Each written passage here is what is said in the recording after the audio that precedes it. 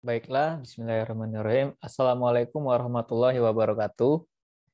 Perkenalkan, nama saya Farid Alpasya dari Prodi Teknik Pertanian Palembang, Angkatan 2019, Universitas Sriwijaya. Baiklah, selanjutnya saya akan membahas mengenai apa itu neraca air. Dari pengertiannya, neraca air atau water balance merupakan neraca masukan dan keluaran air di suatu tempat pada periode tertentu, sehingga dapat untuk mengetahui jumlah air tersebut, kelebihan surplus atau kekurangan defisit. Lalu kegunaannya untuk mengetahui kondisi air pada surplus dan defisit dapat untuk guna mengantisipasi. Kegunaannya adalah untuk mengetahui kondisi air pada surplus dan defisit guna mengantisipasi bencana yang kemungkinan terjadi, serta dapat pula untuk mendayagunakan air sebaik-baiknya. Lalu, untuk macam-macam neraca air sendiri, itu terdiri dari 3 model. Pertama, model neraca air umum, lalu model neraca air lahan, dan yang terakhir adalah model neraca air tanaman. Nah, di sini pada praktikum rekayasa pengairan dan drainase lahan rawa, saya akan membahas mengenai apa itu neraca air lahan. Langsung saja. Neraca air lahan merupakan, sebentar saya share screen dulu.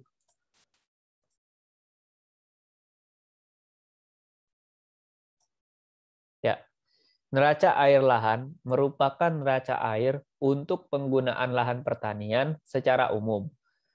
Neraca ini bermanfaat dalam mempertimbangkan kesesuaian lahan pertanian, mengatur jadwal tanam dan panen, kemudian mengatur pemberian air irigasi dalam jumlah dan waktu yang tepat. Dalam perhitungan neraca air, maksudnya dalam perhitungan neraca air lahan bulanan, diperlukan data masukan yaitu curah hujan bulanan atau CH, evapotranspirasi bulanan ETP, kapasitas lapang KL, dan titik layu permanen atau TLP. Nilai-nilai yang diperboleh dari analisis neraca air lahan ini adalah harga-harga dengan asumsi-asumsi sebagai berikut. Pertama, lahan datar tertutup vegetasi rumput. Kedua, lahan berupa tanah di mana air yang masuk pada tanah tersebut hanya berasal dari curah hujan saja.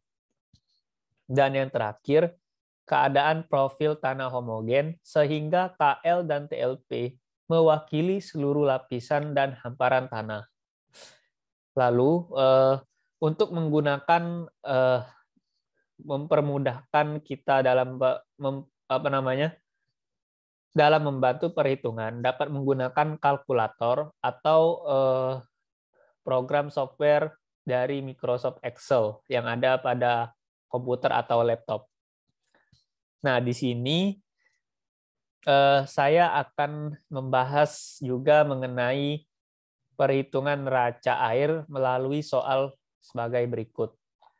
Nah, jadi di sini sudah diberi 2 macam soal. Yang pertama itu untuk menghitung CH rata-rata dengan metode regresi, statistik, dan peluang. Yang dimana peluangnya lebih besar,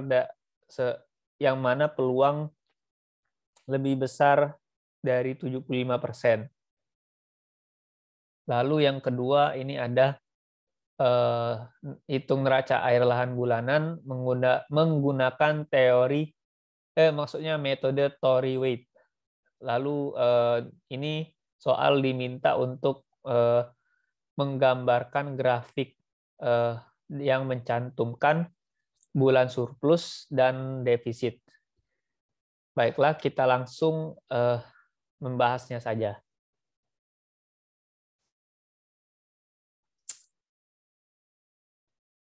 Nah, di sini tadi saya sudah menjawab beberapa soal yang tadi, maksud saya di sini sudah saya jawab dan saya sajikan jawaban dari soal tersebut. Nah, jadi diketahui pertama itu perhitungan neraca air lahan untuk metode regresi, statistika, dan ranking. Nah, di mana diketahui curah hujan dari beberapa tahun ini diambil data dari tahun 80 sampai 99. Jadi datanya adalah berjumlah 20 data. Nah, nanti kemudian ini diurutkan berdasarkan urutan paling besar. Nah, di sini urutan paling besarnya adalah 260. Nah, jadi kita urut dari yang paling besar hingga yang paling kecil, yaitu 35. 35 pada tahun 1991. Nah, sebelum lalu kita urutkan dengan merankingkan dari yang terbesar, yaitu 260. Artinya dia dia peringkat pertama. Lalu untuk yang kedua 244 itu dapat dimasukkan rumus sebagai berikut. Jadi sama dengan 1 plus ditambah dengan, maksudnya sama dengan 1 ditambah dengan ranking sebelumnya. Begitu selanjutnya, lalu ini tinggal di blok saja sampai peringkat terakhir, yaitu 20. Nah, untuk menghitung jumlah peluang, itu mirip seperti ranking. Pertama kita taruh dulu nilai pertama. Di sini kalau ranking itu 1 sampai 20. Nah, kalau untuk peluang itu 0 sampai 100. Nah, sebelum menghitung peluang, kita harus mengetahui dulu berapa besar jumlah intervalnya. Nah, nilai intervalnya sendiri, maksud saya, itu didapat dari hasil N dikurang 1. Jadi, di sini kan terdapat 20 data. Nah, lalu kemudian kita hitung menggunakan rumus sebagai berikut. Lalu untuk menghitung peluang. Nah, peluang di sini itu diperlukan dulu nilai intervalnya. Nah, nilai interval itu didapat dari hasil jumlah seluruh data dibagi 100 dikurang 1. Nah, didapatlah interval 5,26. Lalu untuk menghitung peluang itu kita letakkan nilai 0 di paling pertama, di peringkat maksudnya di ranking 1, dan nilai 100 di ranking paling bawah. Nah, untuk mendapatkan nilai 5,26 ini, itu caranya hanya tinggal memasukkan nilai peluang sebelumnya, ya ini 0, lalu ditambahkan dengan nilai interval tadi. Nah, seperti ini. Seperti ini hasilnya. Nanti setelah itu, untuk mempermudah perhitungannya, ini langsung di blok saja seperti ini, dapatkan secara otomatis juga seperti ini. Nah, kemudian lalu kita untuk mengetahui bagaimana cara menghitung metode regresi, pertama kita harus mencari tahu dulu rata-rata curah hujannya. Nah, di sini rata curah hujannya adalah 142,7. Lalu SD-nya didapat dari cara yang sama, tetapi dengan rumus yang berbeda menggunakan ST-DEVA. Seperti ini. Nah, lalu didapatkan hasil 66,86. Nah, selanjutnya untuk menghitung metode regresi itu rumusnya sebagai berikut. Jadi ini 0,82 dikali dengan rata-rata curah hujan, kemudian dikurangi 30 didapatlah hasil 87,01. Kemudian metode statistika. Nah, metode statistika ini rumusnya sebagai berikut. Jadi ini adalah curah hujan. Maksudnya rata-rata curah hujan dikurangi 0,9 dikali dengan SD. Nah, maka didapatlah hasil seperti ini, 82,53. Nah, lalu untuk metode ranking. Metode ranking sendiri karena peluang itu berdasarkan peluang. Jadi kalau peluangnya lebih dari 75%, jadi kita tinggal mencari data peluang yang nilainya lebih dari 75%. Nah, di sini ada data 78,95 dengan nilai curah hujan 228. Maka tinggal kita klik sama dengan, lalu didapatkanlah hasil 228. Jadi begitulah cara penghitungan metode regresi, statistika, dan ranking. Baiklah, selanjutnya nanti saya akan bahas mengenai soal kedua, mengenai metode Torrey-White. Kelas selanjutnya adalah metode Torrey-White. Metode Torrey-White sendiri itu di soal tadi sudah diketahui duluan. Pertama ada KL. KL-nya sama dengan 225. Kemudian TLP 75. Lalu untuk CH dan ETP-nya sudah diketahui juga dari bulan Januari sampai bulan Desember. Nah, pertama kita menghitung dulu nilai CH CH dikurang ETP. Jadi langsung masukkan saja nilainya. Rumusnya sama dengan CH bulan Januari dikurang dengan ETP pada bulan Januari. Lalu dapatkan hasil seperti ini. Nah, selanjutnya juga sama seperti itu rumusnya. CH bulan Februari dikurangkan dengan ETP pada bulan Februari.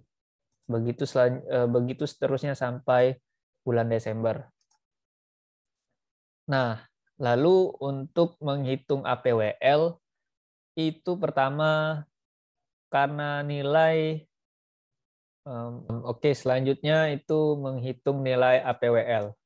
Nah, APWL sendiri itu nilainya yang dihitung hanya nilai yang CH-ETP-nya minus. Nah, seperti ini. Nilai CH-ETP-nya minus dari bulan Juni sampai bulan Oktober. Nah, untuk APWL pertama langsung saja klik sama dengan seperti ini ya. Terus salin nilai CH-ETP-nya. Lalu didapatlah minus 28. Nah, kemudian untuk rumus APWL selanjutnya itu menggunakan nilai APWL sebelumnya pada bulan Juni. Nah, seperti ini. Lalu ditambahkan nilai CH-ETP ditambahkan minus 115. Jadi didapatkan hasil minus 143. Nah, begitu seterusnya sampai bulan Oktober. Nah, kemudian karena nilai CH-ETP bulan Januari sampai bulan Mei adalah plus, jadi ini langsung saja dikasih nilai sama dengan 0. Kemudian di drag sampai ke bawah, dan hasilnya seperti ini. Ini sama seperti yang di atas, bulan November dan Desember begitu juga. Lalu selanjutnya menghitung nilai KAT. Nah, nilai KAT sendiri itu kita mulai dari sini dulu. Dari bulan Juni sampai bulan Oktober. Nilai bulan Juni Oktober.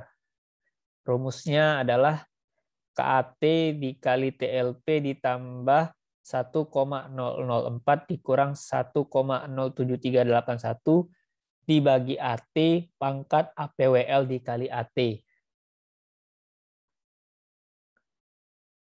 Lalu ini nilainya dimasukkan saja. Seperti ini rumusnya. Nah, untuk maaf sebelumnya saya lupa kalau sebelumnya ada AT di sini kan. Nah, nilai AT itu didapati dari hasil KL dikurang TLP. Seperti ini, maka didapat hasil seperti ini. Sekian, maksudnya 150. Nah, kemudian dimasukkan rumus seperti ini. Lalu didapati hasil 199. Dan seterusnya sampai bulan Oktober.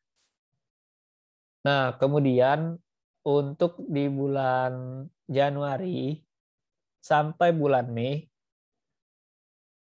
nilai KAT-nya itu sama. Karena kenapa? Nilainya sebenarnya rumusnya seperti ini. Jadi nilai KAT itu 0 ditambah nilai dari hasil CHETP. Nah, karena hasilnya lebih dari nilai KL sendiri 225, maka nilai KAT pada bulan Januari disamakan dengan nilai KL-nya. Jadi seperti ini.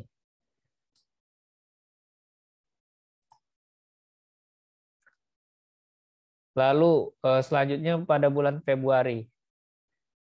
Sama seperti bulan Januari, namun agak sedikit berbeda karena nilai yang dimasukkan terlebih dahulu adalah nilai KAT pertama, lalu ditambah dengan nilai CHETP pada bulan Februari. Seperti ini, lalu enter. Nah, didapat 393. Nah, karena nilainya juga lebih, jadi nilai KAT-nya disamaratakan dengan nilai KL.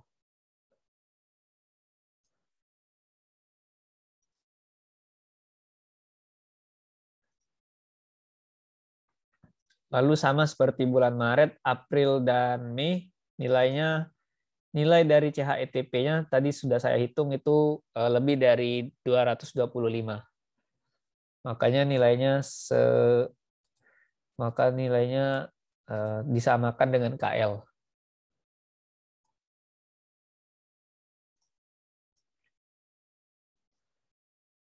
Nah, lalu selanjutnya seperti itu pula bulan November dan Desember, nilai KAT sebelumnya ditambahkan dengan CHETP. Didapatlah hasil 202. Kemudian sama seperti sebelumnya juga pada bulan Desember itu nilai nilai KAT sebelumnya ditambah dengan CHETP karena hasilnya sebenarnya lebih dari 225, maka disamaratakan akhirnya dengan KL-nya jadi 225. Lalu selanjutnya mencari nilai DKAT.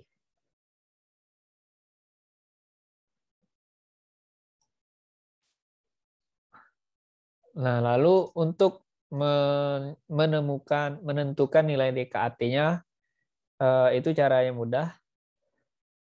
Nilai KAT Januari dikurangkan dengan nilai KAT sebelum bulan Januari. Nah, di sini nilai KAT bulan Januari itu bisa dikurangkan dengan nilai sebelum bulan Januari, yaitu nilai Desember. Nah, didapatilah hasil seperti ini. KAT Januari dikurang KAT Desember, dapatlah hasilnya 0. Lalu dilanjutkan lagi bulan Februari, KAT Februari dikurang KAT Januari, dapatkan juga 0. Sama seperti bulan Februari juga, bulan Maret sama. Karena nilainya sama, jadi ini di drag saja sampai bulan Mei, karena nilainya pasti 0. Lalu, nah di sini terdapat perbedaan sedikit. Jadi ini pokoknya ini nilai dari bulan Juni dikurangi bulan Mei, maka didapat hasil seperti ini.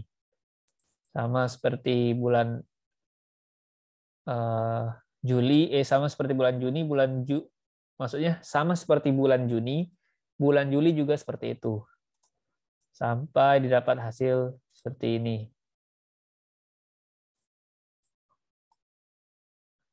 Oke, selanjutnya menghitung nilai ETA. Nah, untuk menghitung nilai dari ETA itu pertama memperhatikan dulu nilai dari CH dan ETP-nya. Nah, jika nilai CH dan ETP-nya, maksud saya, jika nilai CH lebih besar dari ETP, maka nilai pertamanya adalah, maka di sini ditulis 150. Menggunakan nilai pertama dari ETP pada bulan Januari. Selanjutnya pada bulan Februari, nilai ETP-nya nilai CH lebih besar daripada ETP. Kemudian ditulislah sama seperti pada nilai ETP-nya. Selanjutnya untuk bulan Maret, karena nilainya CH-nya lebih besar, maka ini tinggal di-drag saja sampai bulan Mei. Kemudian untuk nilai pada bulan Juni sampai bulan Oktober, karena nilai dari CH-nya lebih kecil dari ETP, maka digunakan rumus sebagai berikut.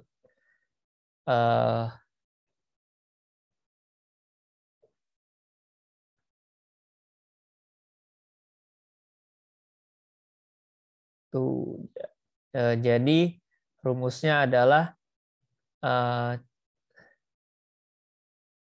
CH ditambah dengan nilai DKAT.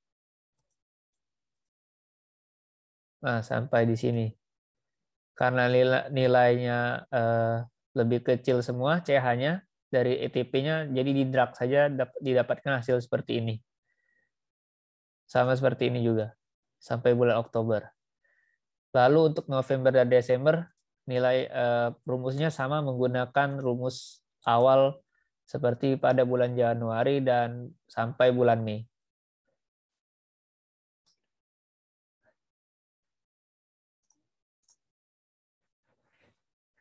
Selanjutnya menghitung nilai defisitnya. Nilai defisit itu didapat dari ETP dikurang ETA. Nah, jadi rumusnya seperti ini, lalu di-drag saja sampai bawah, dan akan dapat hasil seperti ini. Kemudian nilai surplus. Nah, untuk surplus sendiri nilainya, maksudnya rumusnya seperti ini. Jadi CH itu dikurang dengan nilai ETP, lalu dikurang dengan nilai DKAT. Nah, dapatlah hasil seperti ini, lalu langsung diblok saja, maka hasilnya jadi seperti ini. Ini kita bisa drag. Nah, untuk menghitung nilai run-off pada bulan Januari, karena tidak ada nilai yang sebelumnya, maka digunakan nilai surplus pada bulan Desember. Jadi rumusnya adalah 50% dikalikan dengan nilai surplus pada bulan Desember. Dapati hasil seperti ini. Nah, kemudian untuk bulan Februari itu rumusnya sama dengan 50% dikalikan dengan nilai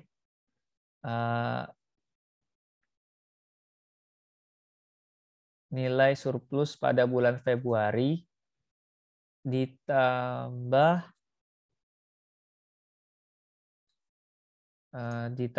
dengan nilai run off pada bulan Januari. Baiklah, selanjutnya adalah memasukkan grafik. Nah, jadi di sini defisit dan surplusnya itu di blok terlebih dahulu. Lalu masuk ke menu insert, kemudian pilih insert line or area chart. Nah, pilih grafik yang mana saja, tapi kalau saya pakai yang ini.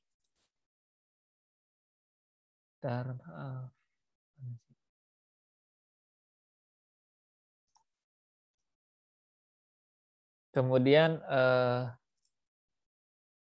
select data, lalu edit. Tambahkan ini bulan Januari sampai bulan itu. Nah, dia akan otomatis seperti ini, lalu datanya seperti ini.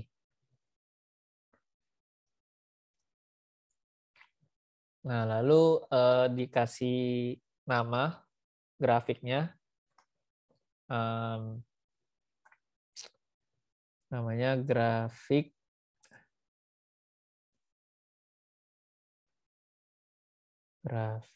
bulan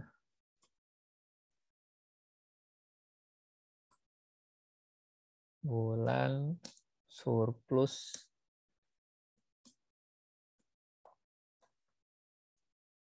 dan defisit.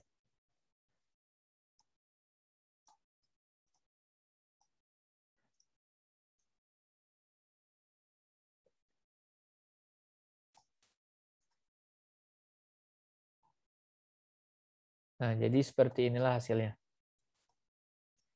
Untuk hasil nomor 2.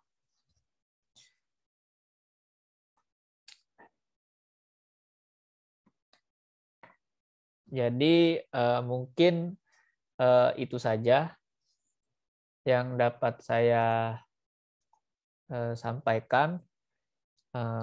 Apabila masih terdapat kekurangan dalam menjelaskannya, tolong dimaafkan.